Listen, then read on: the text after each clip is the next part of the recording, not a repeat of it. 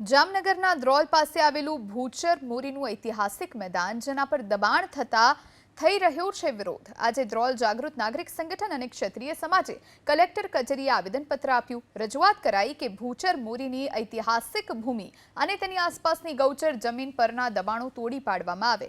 આ જમીનનું કુલ ક્ષેત્રફળ આશરે 47 લાખ ચોરસ ફૂટ છે। અહીં ખનીજ માફિયા અને હોટેલો ખડકી દેવાઈ છે। આ દબાણો દૂર કરી દબાણ કરનારાઓ સામે ગુનો દાખલ કરવામાં આવે।